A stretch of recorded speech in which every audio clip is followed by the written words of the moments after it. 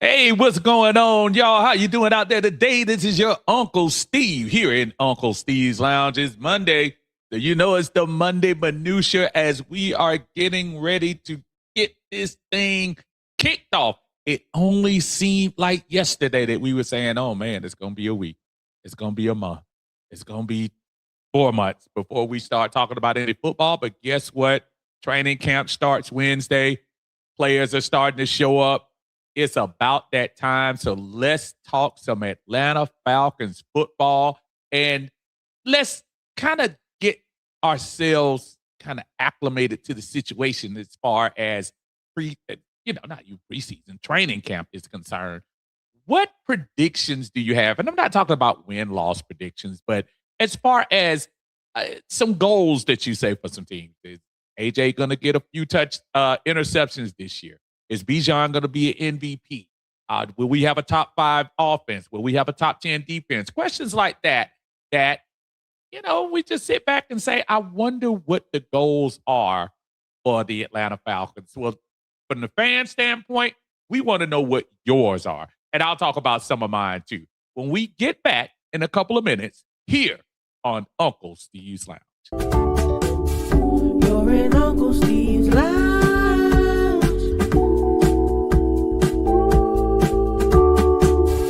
You're in Uncle Steve's Lounge. Gonna sit down, have a good time. You're in Uncle Steve's Lounge.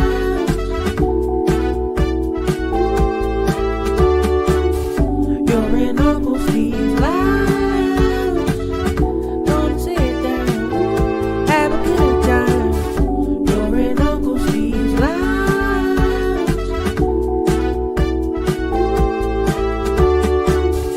You're in Uncle Steve's Lounge. Gonna sit down, have a good time. What is going on, everybody? Long time no see. Thank you for joining us here in Uncle Steve's Lounge on a Monday, July 27th. We are closing in on that first preseason game for the Atlanta Falcons. Got a couple of weeks away from it, but training camp starts this week. I know a lot of folks are going to be excited to go out to Flowery Branch and check them out. I know they have the family day coming up this Saturday. Unfortunately, I won't be able to make it. However, I will be listening to all of the folks out here in the Atlanta Falcons content creator space just to get an idea of what's going on. I know it's going to be awesome. And, we got a lot of things to talk about as far as the expectation for this team. So really the floor is yours as far as telling me what your expectations are, telling me what kind of goals you think the team is going to set for themselves. Obviously, the obvious goal is winning the Super Bowl. But, more individual goals, let's see how things might be as far as how many interceptions AJ is going to get, how many touchdowns Bijan's going to get. Is Bijan a reality of getting the MVP this year? We'll see. So I'm putting it on you all to bring that conversation to me tonight. Thank you again joining me here in Uncle Steve's Lounge here on YouTube. If you haven't subscribed, please subscribe to us.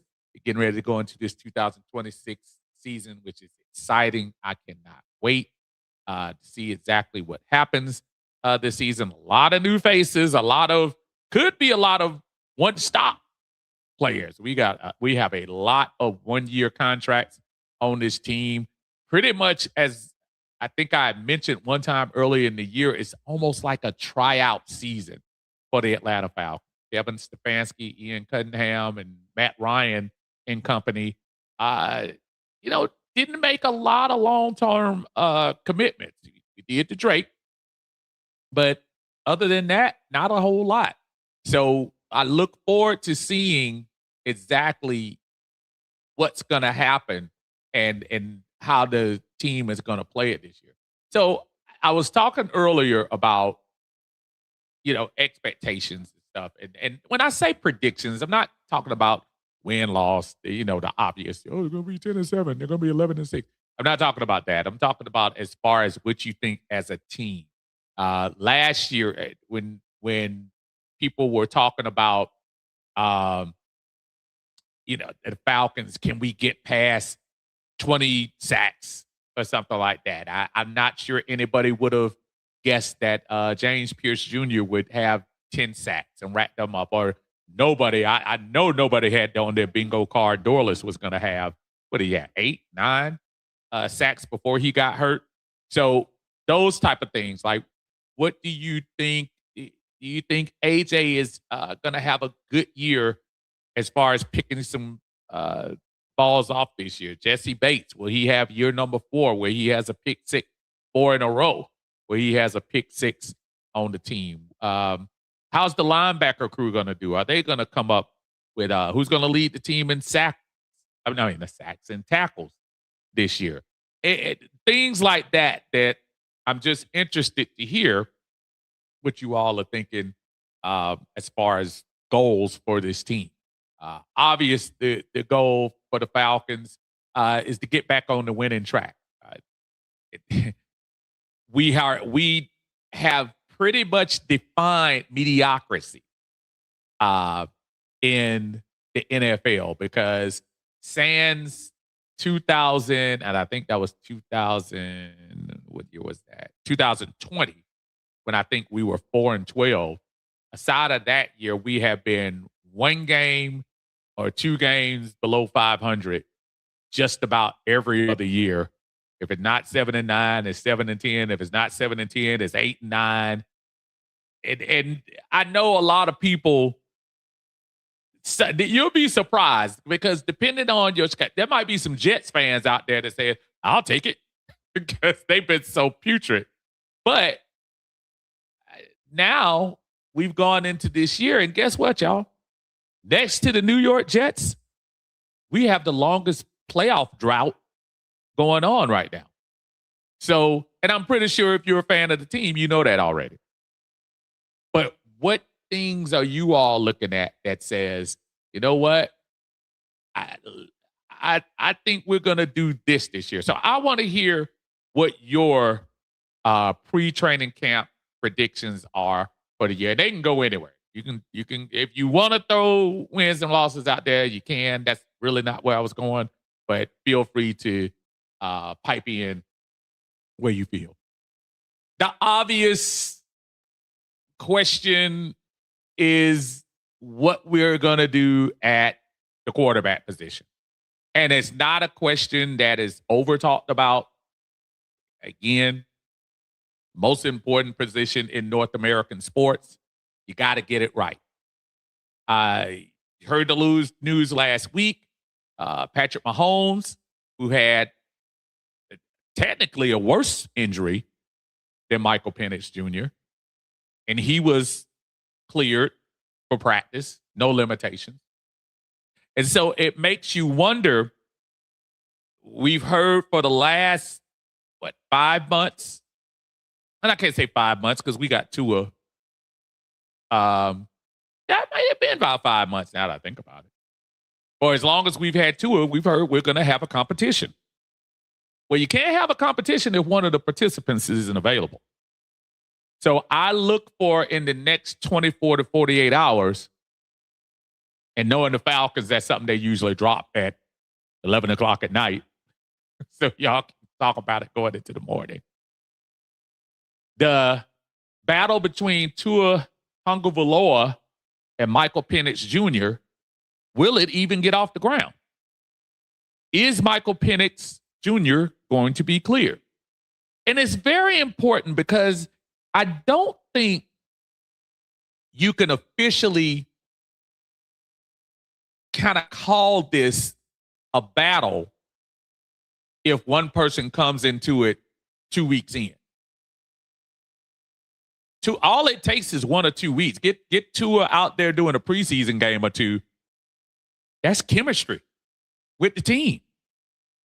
Give Penix a little bit more credit. He has game time experience with most of the players out there. But every game, every practice that Michael Penix doesn't participate in, That's a plus for Tua.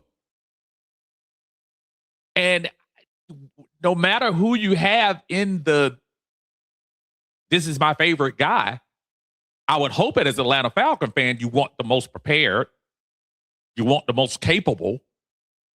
And I think that's where I am right now. I definitely have my personal thoughts who I want to be the quarterback. But at this point, beggars can't be choosy. I need to have somebody there who's going to be healthy and ready to lead this team. I had a chance to look over at the ESPN rosters, and they have the rosters there. And obviously, they have people that's going to put up what they think on there.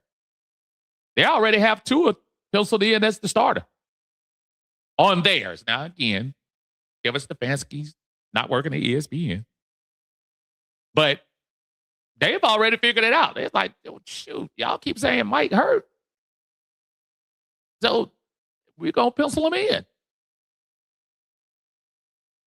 And I don't want anybody to misconstrue the fact that I'm saying if Mike isn't ready to roll out on Wednesday, I think that's the first practice, the 29th. If Mike isn't ready on Wednesday, then the competition part, it's a moot point. We need to go ahead and just, let Tua do what he does and let Mike heal and do what he needs to do. And folks, I hear everyone, oh man, did you see what he did in OTAs? Did you see what he did? Yeah, here's the difference. Even your own teammates have pads on now. Even your own teammates, defensively, I should say, are trying to make this team. They're going to try to come get you. The red shirt doesn't mean as much. Now, don't get me wrong. I know they're not going to go out there and put them to the ground from the Falcons. But, boy, you can bet your bottom dollar that Denver game coming up, that game against Denver, Sean Payton is not going to say, hey, guys, Mike's a little gimpy. Be easy on him. When you got people on the Denver team trying to make the team, too. So as far as Mike is concerned, if it's going to be a realistic conversation of him being the starting quarterback for the Atlanta Falcons, I got to see him out there on Wednesday taking snaps. And I don't want to act like, I mean, there have been some narratives that act like, well, he keeps getting hurt, whatever. I mean, let's not act like Tagovailoa has been like a picture of injury-free player. And I don't say this comical. I'm being for real. He's a wrong hit on the head from possibly ending his career. Do y'all remember his situation a couple of years ago? There were some people that thought he was crazy for coming back last year. Good for him for coming back and good for him for having a decent enough season to latch on to another team. But he's not like the perfect picture of health either. So when we start talking about, the injury situation, man, I just feel like, yeah, we need to just hope we can get as many folks out there to, and not even just with them. I mean, I would love to see if Billy Bowman is ready. Billy Bowman had a great first part of the year. And we didn't get a chance to see how that ended for him. Is he back? I know we don't want to talk about it, but as far as depth is concerned, I want to see what Trey Anderson has. Troy Anderson. I want to see if he's going to come back. We can always use special teams bodies. I want to see is Trice going to be ready to do some things this year. I saw him at OTAs. Again, different story. But is he going to be ready to come out and do his thing? So that's what I want to talk about. I mean, the floor is open for whatever you want to talk about. But I just want to hear what some of you think about some of the pre-training camp things going into the year. I'm your Uncle Steve. We're here in Uncle Steve's Lounge again. Thank y'all for joining me on a Monday. If you're here in the Atlanta area, you're probably hearing thunder. Goodness gracious. Every time you turn around, it's been raining every night. Let's start it off with my brother Monte Carlo in the house. What is going on, my brother? How are you doing today? Good to see you. He says, I think this season is going to be way more intense for everybody with every win. I think it is too. I hit that button for you a long time ago. I don't know why it's late. But I appreciate it. Yeah. Well, here's the thing that's going to be kind of interesting, Carlos. The Stefanski folks coming in ain't doing a lot of talking, man. They really not. And I like that. And we say that with each regime. When you have one regime that's quiet, you want the next regime to be loud. When you have one that's loud, you want the next one to be a little bit toned down, but a little bit of intensity. So you think about, you went from Mike Smith, who was kind of like calm down, to Dan Quinn, who was, a little rah-rah, but, more intense rah-rah, not talk junk rah-rah. Then you get to Arthur Smith, who was brand new. Well, as the other two were too. And just didn't know what his intensity was, but he kind of had a anti-media type stance with him. And then you had Raheem Morris, the soundbite king, which again, when you're winning, it sounds great. But after that, it's all over. But yeah, I hope it's intense, brother. Mactown Dirty is in the house, man. What is going on? How you doing, Mactown? Thank you for joining us here on the Monday Minutia edition of Uncle Steve's Lounge. Thank y'all for joining us. During the season, folks, we are going to be here on Mondays. Normally, I try to come on a little bit earlier, around 7 o'clock, but came in on prime time tonight just to see what everybody's talking about. I appreciate y'all joining me here. Just talking a little bit of training camp talk. Training camp starts this week. My brother Frank is in the house. What's going on, man? Shout out to my soldiers out there. My brother is doing his thing, man. I hope everything's going well, my brother. And keep doing your thing. And thank you for your service as always, brother. I always see you out there, brother. You do some good posting on a lot of your things you put out there. He said, I'm waiting to see what Trice does also. Listen, I know a lot of people hear the Braylon Trice, the Troy Andersons, and the immediate thought is, oh, man, I don't want to go through all them broke guys. They hadn't even played. Braylon Trice, and Frank knows because Frank was spending a lot of time on that West Coast out there. When Braylon Trice was at UW up there in Washington, he was a baller. And I was really, really looking forward to seeing what he was going to do. And he, the injury bug, and again, it hits. But the fact that he's still out there, I saw him at OTAs. He was moving well. So maybe that's a good thing.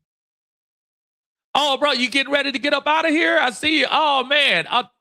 Well, look, congratulations.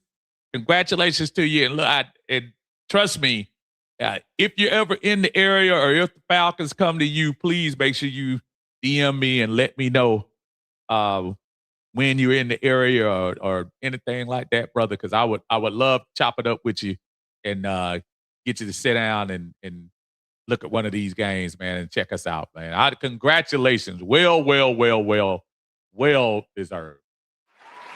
Well deserved. Absolutely. The Baconator. is in the house. What's going on, Baconator?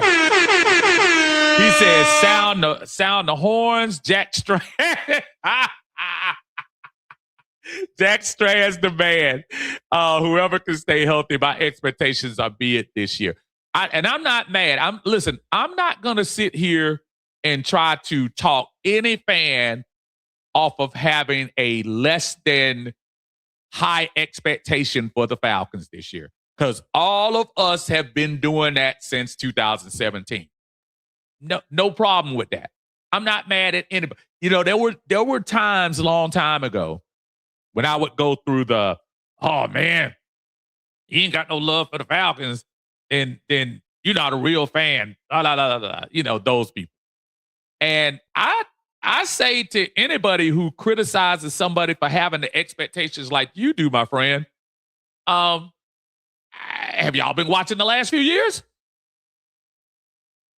I've watched this roster last year. Somebody tried to tell me last year in 2025, tell me what NFC South team had a better roster than us. I'll wait. Tell me. You're going to argue about Tampa. Tampa, half of their guys were hurt last year. Mike Evans couldn't get his 1,000 last year. What's my man named? Bucky Irvin didn't play a lot last year. He didn't get a chance to get out there on the field and show what he does. Tampa's defense was putrid the second half of the year. Y'all forget Tampa started 6-2. That roster wasn't hitting on everything. Then I just heard just saw news with Adam Schefter says Vita Vea wants out. I'm not saying I'm not saying I want him here in Atlanta, but it's great to not have him in Tampa plugging up that middle. I'll take that, even though I know they just drafted one of the young boys up the middle too. So I don't blame them. So yeah, I'm not mad at anybody. I'm not mad at anybody that has less than small expectations for what's going on in the year. That's not going to stop my fandom. I can't tell you what to do. Nobody's going to tell me either. I'm still going to be Uncle Steve. I'm still going to be in the stands. I'm still going to be yelling and screaming, coming back with a hoarse voice, talking to y'all after the game. But that's just how I move. I can't tell anybody else how to move. It says, Miss Carrie is in the house. Hey, Miss Carrie, how you doing today? Y'all make sure y'all check Carrie out. She does her thing with T-Will and Jack Spade, and they do their things on One Time for the Fan. Everybody's been kind of taking small hiatuses over the last few weeks, but I'm pretty sure a lot of folks are going to be stepping up, and she's one of the better content creators out there. So y'all make sure you check. And she's a big Twitter aficionado. I should say. So make sure y'all check her out. She said, hi, Uncle Steve. Hope you're doing well. Hope to see you this Saturday at training camp. Unfortunately. Unfortunately, for the Falcons, unfortunately. We have a little bit of a family trip that we're going to take. My pre-trip for my daughter. And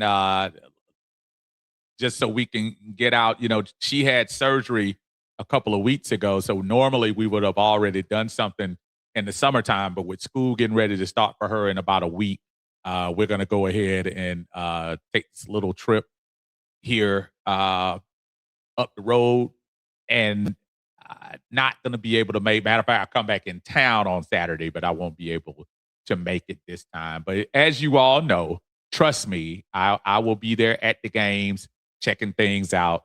But yeah, I look forward to hearing a lot from what's going on up there. I can't wait to hear some of the reports from there. But yeah, I won't be there this time. Antonio James is in the house. What's going on, Antonio? How you doing, brother? He said, when we was weak when it mattered most at the quarterback position. Again, Antonio, we can have Bijan running for 2,000 yards, getting 2,500 yards scrimmage. We can have Drake getting 1,100 yards. We can have guys under 25 getting 5 or more sacks. We had, about 4 people had 5 or more sacks this year. But if you don't get that if you don't get that QB position taken care of, and that's any team in the NFL, if you don't get it taken care of, you're not going to win. I know people go back in history to some of the teams that may not have had the greatest quarterbacks, but they had to have competent quarterback play. You can almost argue we've had flashes of good quarterback play, but we haven't had consistent quarterback play. So, yeah, this is a true statement, brother. It's true. Yeah. Carrie is absolutely right. Y'all hit that like button for me. Thank you, Carrie. I appreciate that. Y'all hit the like button, especially on YouTube. If you haven't, if this is your first time, if you're scanning in and say, man, who is this dude on here? I am Steve, Uncle Steve. To most Falcon fans, you'll see me at the games. You'll see me on the road. You'll see me here on YouTube. So if you want to see a little bit more of that, hit that like button for me. And more importantly, subscribe to the channel. We appreciate you. We have fun on here. Good family fun. You don't have to turn it down for your kids because I'm not going to go that wild on you. But we will talk passionate Atlanta football topics here in Uncle Steve's Lounge. Thank you, brother.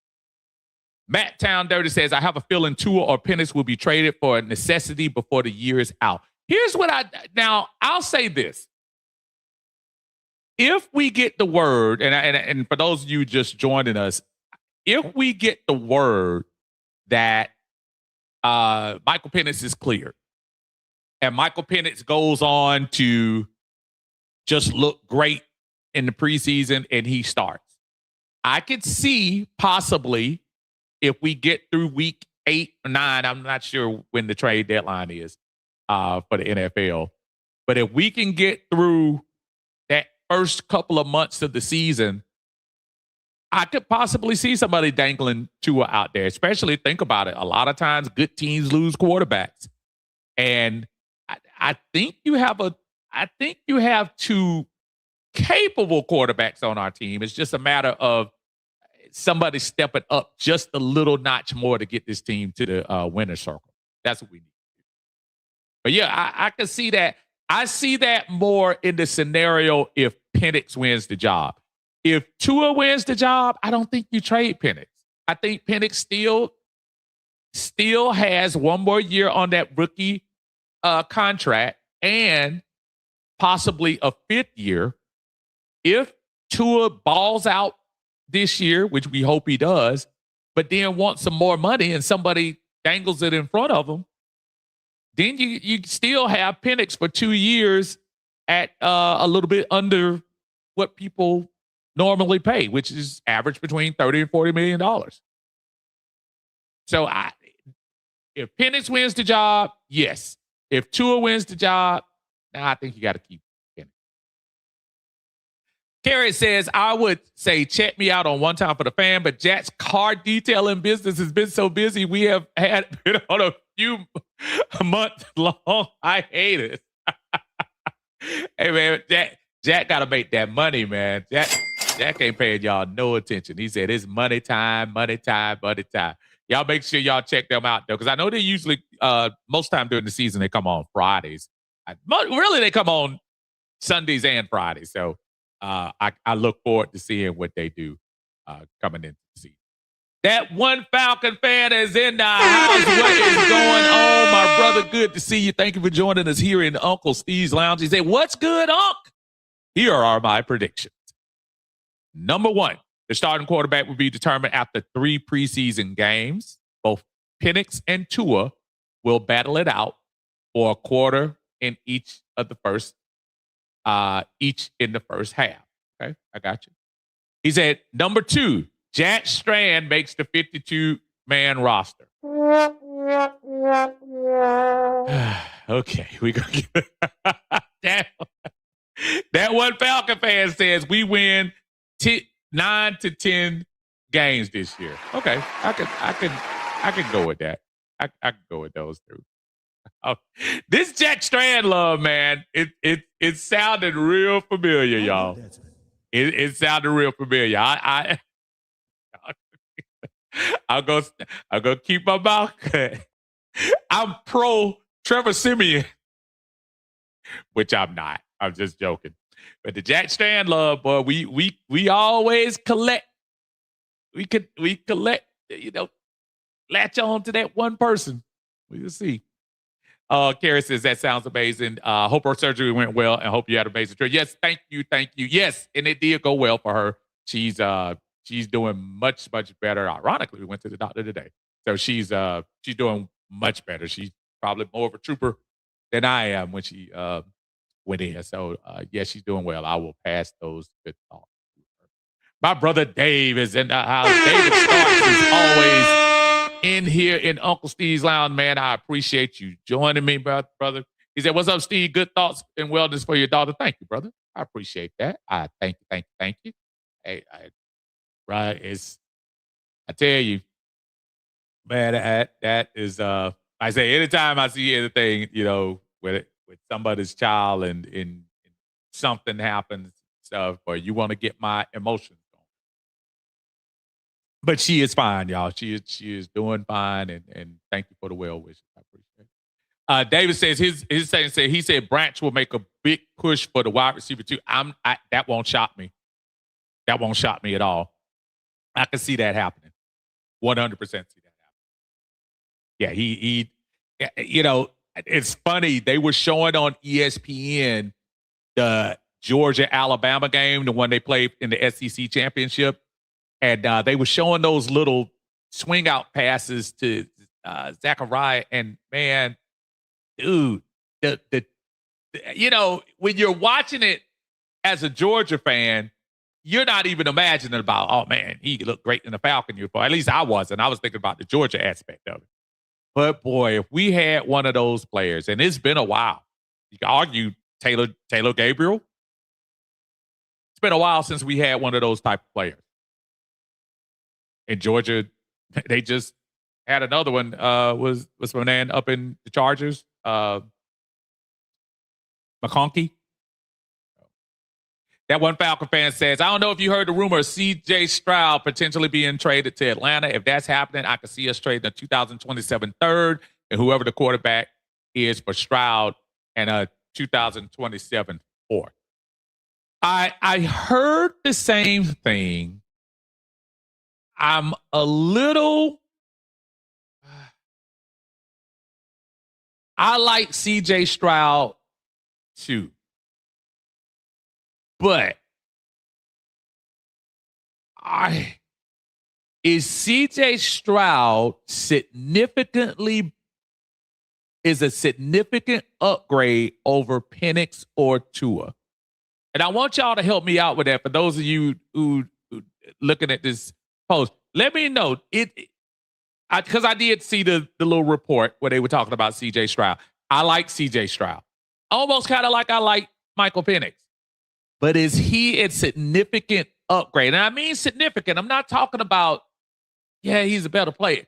C.J. Stroud had a wonderful first year. And after that, though they made the playoffs and he's flashed, I'm not saying he hasn't had moments. I'm not telling you that. What I'm telling you is I'm not sure a trade for C.J. Stroud is going to make me say, now we're ready. I think he's good. I'm not sure trade-wise. I'd almost wait to see what Mike gives me before I do that. That's just me. Maggie T Productions is in the house. What's going on, Maggie? How you doing? Good to see you. Maggie, my condolences to you. I saw your post. Losing a parent is very very emotional time. So I do send my thoughts and soothing prayers to you as you deal with that. Maggie's one of the big time content creators in our space. You can see her on the Ladybirds on Tuesday. They usually do their thing then. Y'all make sure y'all reach out and support them. I watch them every Tuesday. They do a great job and also have great guests on there as well. So y'all make sure y'all check her out and while she does her thing. David says Watts gets some Defensive Player of the Year votes. So he won't win, but he will get some votes. Xavier Watts is a huge wild card for me this year. There is a part of me that really wants to hear breaking news over the next 2 weeks that they've worked the extension out with Jesse Bates. And then there's a realistic part of me that says this is going to be Jesse Bates last year, and maybe not even shocked if Jesse Bates doesn't make it through half of the season in a possible trade. Because Jesse has a pretty hefty tag right now. I forgot who it was, the safety that somebody just got signed.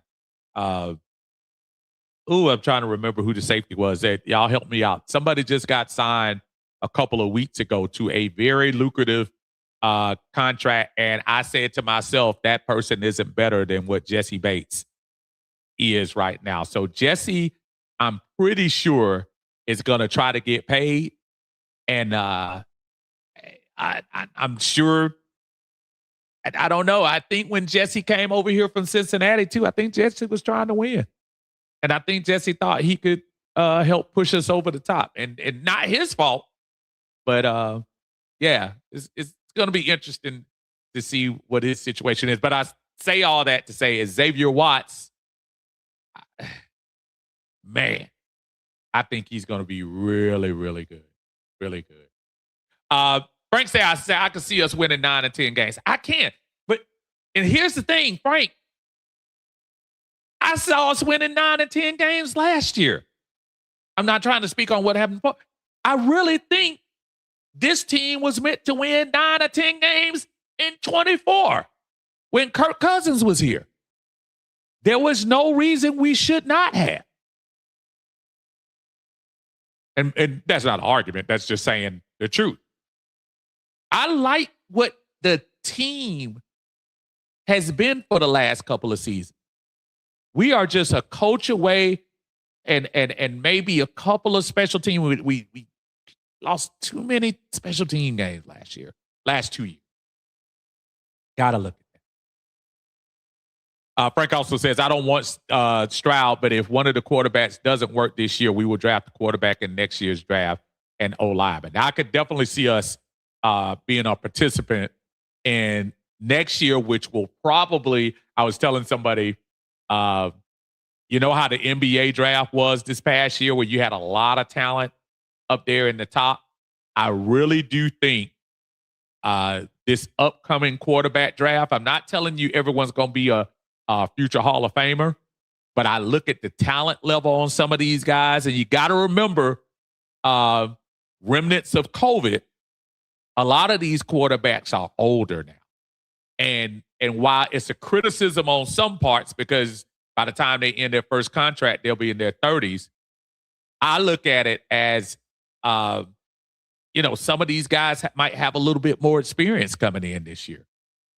If the little dude wouldn't have been crazy on FanDuel betting on games, he would have been a top quarterback coming out this year because they're getting a little bit more time. They're not rushing them out after 3 years. I like what they're doing with Arch Manning. And not that Arch Manning has showed me enough to be a number 1 overall pick. But I like that they're taking their time and say just because his name is Manning doesn't mean we draft him first. So, yeah, I hear you. I hear you on that. Antonio says, CJ definitely more durable. Plus, CJ has been to the playoffs and won a game every year he's been in the NFL. Okay. I don't want y'all to misconstrue what I said. I like C.J. Stroud. I think C.J. Stroud is good. If I'm going to make a trade to bring in a quarterback for this team, I'm going to need somebody who is significantly better than Tua or Michael Penix. I know a lot of people don't want to hear this, but Tua Tagovailoa is not a slouch. Hey, does he have some bad games? Absolutely. But he's not a slouch. And I'm trying to pull up the stats from last year with some of the quarterback stats. to help my point a little bit. Complete. Okay, so looking at the NFL stats for 2025. So I'm going down the list. So there are obviously 30-something quarterbacks. So out of all those quarterbacks last year, CJ Stroud, and I don't know how they based this. I guess they based it on their little QBR thing. CJ Stroud started 15 games. He had 302. He 302 for 448, 67. Oh, no. I'm sorry. Let me move up. He started 14 games. He hit 64% of his passes, 3,000 yards, 19 touchdowns, 8 interceptions. Not horrific. Let's go to Tua. Tua, 67%, 2,660, 20 touchdowns. Of course, that albatross of 15 interceptions. That did not help him at all. And Penix, you have to kind of project it out because obviously he got hurt early. 60%, which by NFL standards, you got to raise that up. 1,900 yards, 9 touchdowns, 3 interceptions. We can't act like the CJ Stroud numbers were astronomical enough to make a trade for him. And also keep in mind, y'all, you make a trade for CJ, you better be ready to pay him. And pay him now. Because if I'm not mistaken, CJ, I think he's up, right? Isn't he up for a contract? Or am I losing my mind? Doing my hesitation, y'all. Y'all can play the Jeopardy music during this time. Okay, CJ Stroud is on the last year of his rookie contract, and he has the 5th year next year at $27 million. So at $25 million, I'm sorry. So I just say before we do that, let's make sure CJ is the guy. Make sure he is the guy. Yeah, Maggie, I understand. I don't know if you remember. I lost my dad maybe I want to say about it's 2011, and then I lost my mom early last year. So trust me, it doesn't get easy, but you got a lot of people around you supporting you, judging from what I've seen online. So you just take your time, do your thing, and may God be with you and your family. Absolutely. Baconator says, I like Stroud over Penix health-wise. Hate to keep bringing up Penix injuries, but not confidence. Yet CJ Stroud gets hurt too, y'all. He got hurt last year for a couple of games, and he got hurt, was it the 2nd year? I know he's still making the playoffs. I'm getting that. I'm not telling you he's not. He also has a super ridiculous defense that's helping him as well. I'm just not trying to throw this CJ Stroud into the upper echelon of quarterbacks right now. I'm trying to see if he is. He might be, but it ain't like he at number 8, 9, and 10. I think he's more at 13, 14, 15. Frank says CJ's been to the playoffs last couple of years because of the defense. There you go. But not because of him. Only his rookie year was he great. That's my thing. And it's not a CJ. And let me make it clear. It's not a CJ Stroud bashing. But when you're talking about trading assets for somebody, it better be somebody that's significantly better than what you got in-house already. So, y'all going to have to justify that one for me and help me out. And thank you, Frank. Yes, he is up for a contract. Absolutely. That's the way you got to look at it. Dondre in the house. What's up, Dondre? How you doing, brother? Thank you for joining us. And again, for those of you who are just coming in, I'm Uncle Steve. This is Uncle Steve's Lounge.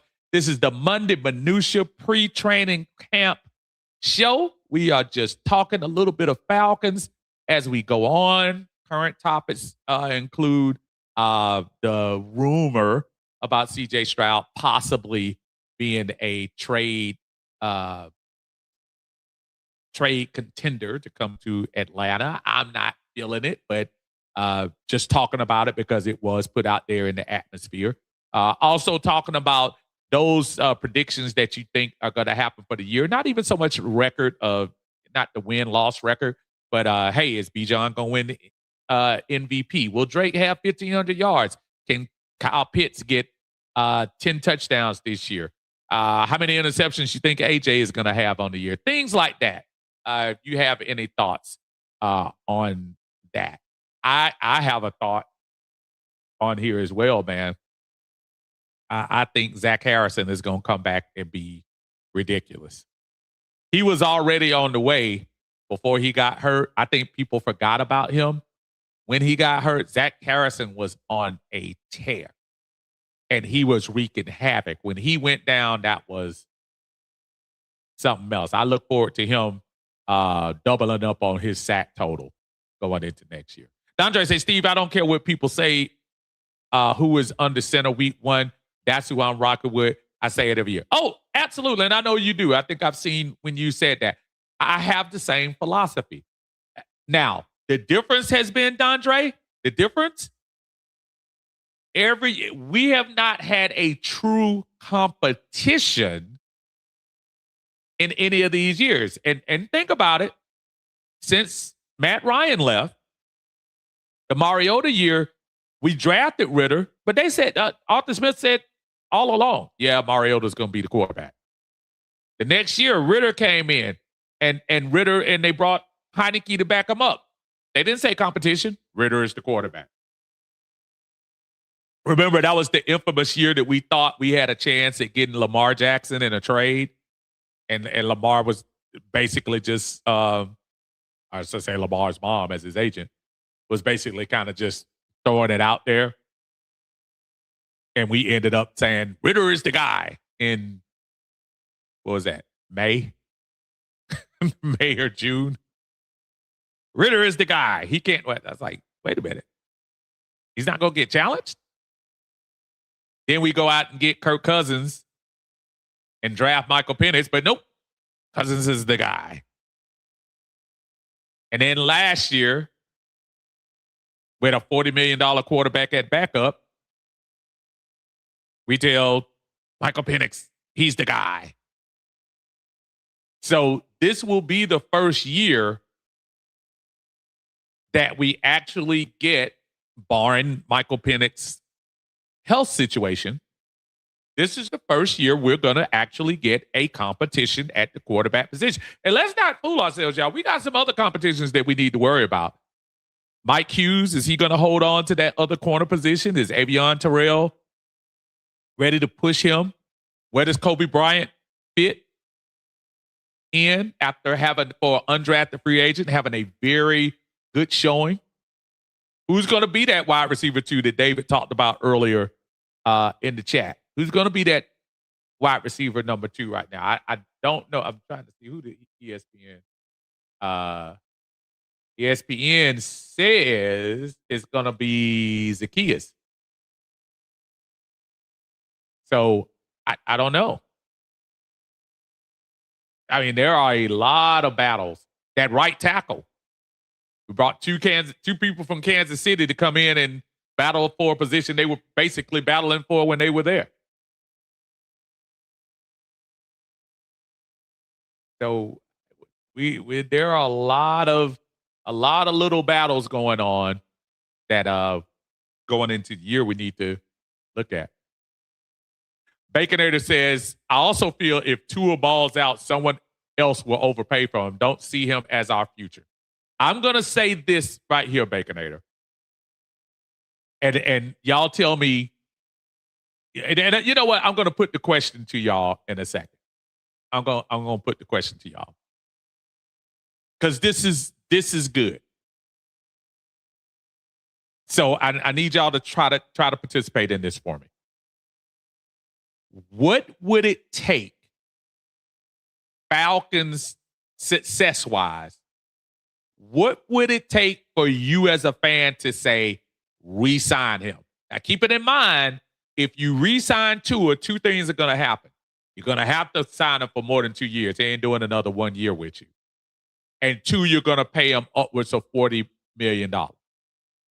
So when I ask you what it's going to take, this is what it's going to take for me. It's going to take Atlanta making the playoffs and Atlanta winning one playoff game for me to consider re-signing Tua. And there ain't going to be no hometown discount. You're getting that this year.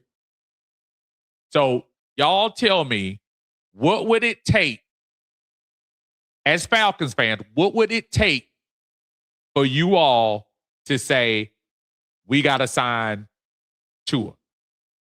Is there a number? Is there 5,000 yards? Is there, he has to be an all-pro. Does he have to be a Pro Bowler? Does he have to win games? Does he have to win 11 games? Does he have to win 12? Does he merely have to win the NFC South? Does he have to win one playoff game? Does he have to win the Super Bowl? What is it going to take for you as a Falcon fan to say, we're going to resign? And I'm getting down to that. David said Stroud is eligible for one, and that's my problem. He will come here without new money. And what does that contract? That's the other thing you think about.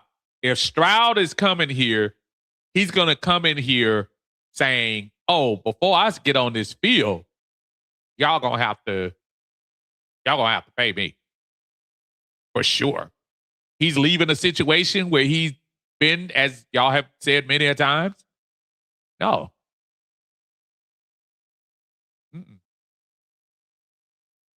Frank says I'd rather let Bowman and Avion grow with AJ. I'm there too. I think they got Mike Hughes just for some veteran backup. So yeah, I agree.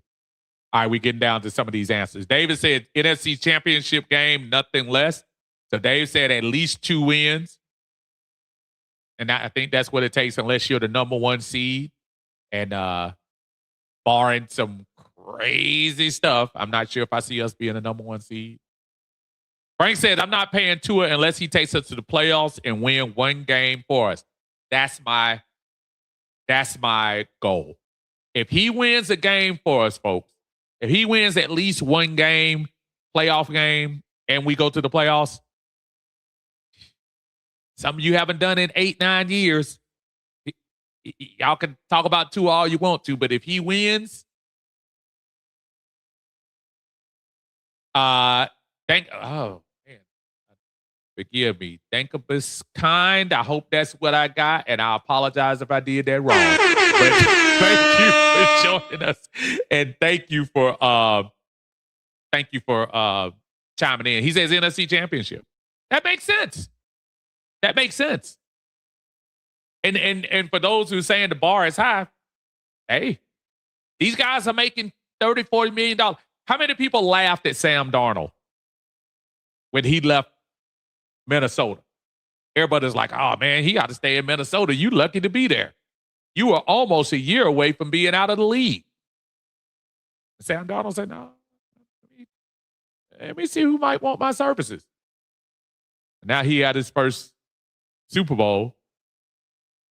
The Falcons still sitting around waiting on their first. So the expectation, I don't blame y'all. What would it take for you to say, we're going to sign Tua back here to Atlanta?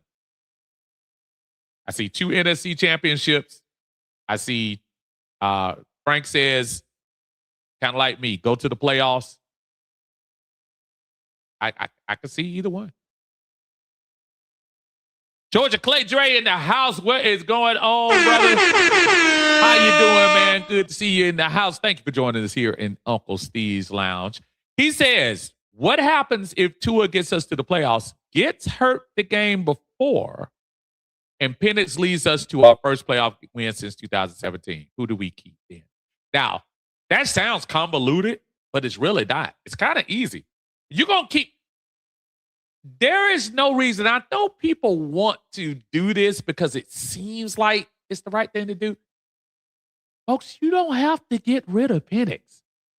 There is no scenario here that you need to get rid of Penix. None. And that's a realistic conversation. If you remember, Drake, this kind of happened to Miami a couple of years ago. Remember, Tua took them. They had a really good team, and then he got hurt, and then the little third-string quarterback had to play the playoff game, and Miami was legit that year. That was 22 or 23. And they had a really good team, but Tua got hurt. So your scenario is actually a realistic scenario, but in either case, you keep Penix, man. You can't you keep Penix, and you might have to figure out a way to say, let's keep Tua.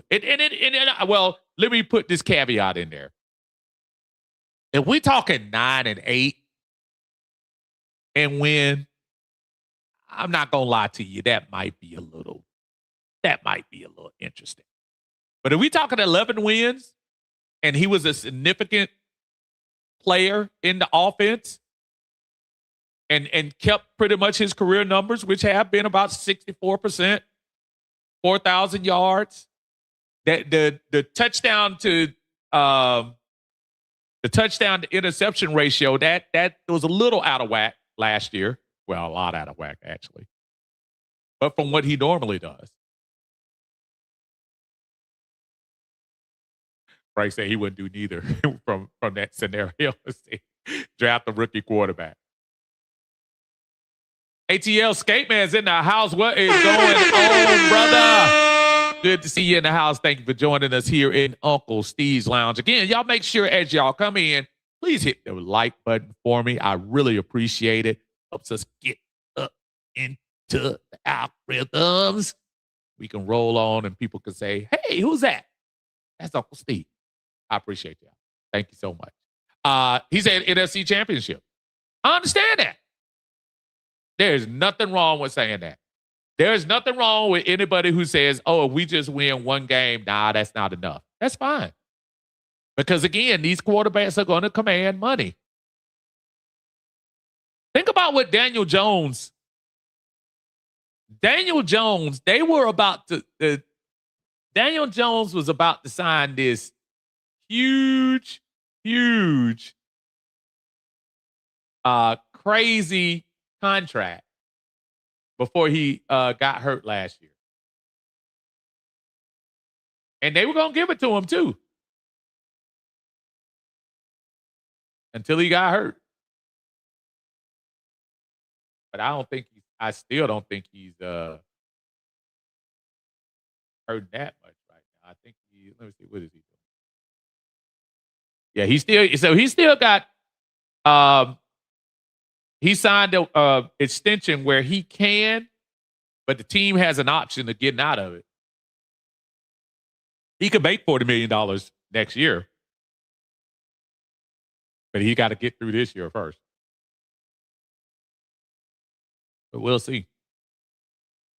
David says Drake and Bijan get 1,500 yards apiece. I can see that. If the quarterback play is competent, I can definitely see Drake doing that.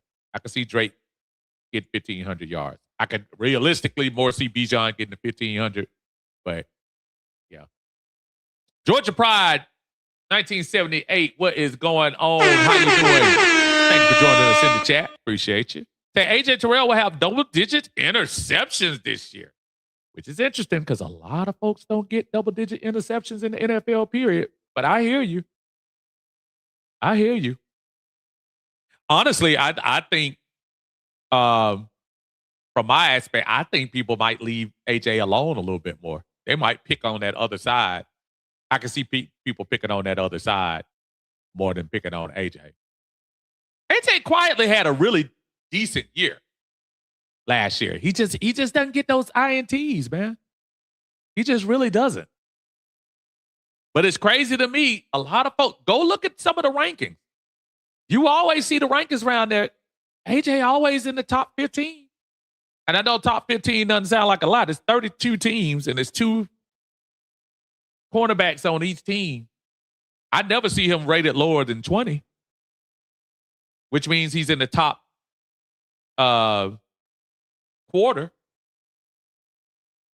So AJ just can't grab them INTs. That's the only thing that's stopping him. But as far as the ability of being in position to get those interceptions, absolutely. And now that we have a pass rush, Ulbrich has this thing rolling where we actually put pressure on the quarterback. And I'm boy, that's another thing I'm just looking forward to. Year 2, they getting some players that Ulbrich probably really wants in there now. No disrespect to the folks that were here before. But he gets some players that he really want. I know you could tell he didn't want to lose Caden Ellis. Caden Ellis did do a great job quarterbacking the team. He got exposed when Diablo got hurt. And I say he got exposed because he couldn't do 2 different positions at the same time. But other than that, to see what Ulbrich is going to do with this defense going into the year with all these young guys, and all these one-year contracts, you got folks out there trying to, impress their stock. It's going to be interesting to see. And it all kicks off. We have waited this summer. You're going to see folks in pads hitting each other starting Wednesday. And I cannot wait. Oh, yeah! To see exactly what we have going on this year, 2026, Atlanta Falcons. Folks, I appreciate everyone joining me here on the Monday Minutia here in Uncle Steve's Lounge. Folks, it has been awesome. I will try to be back next Monday. Hopefully I will. Until then, please, on your way out, hit the like button for me. Again, also, if you haven't subscribed, please subscribe to the channel. I cannot wait to get busy talking about all these things leading into that first preseason game of the year against Denver, and then leading into that game that I will be attending up in Pittsburgh for the first game of the year. I'm Uncle Steve. This is the Monday Minutia. Thank you so much for joining us. Everyone have a great night, and thanks again. We appreciate you. You're in Uncle Steve's Lounge.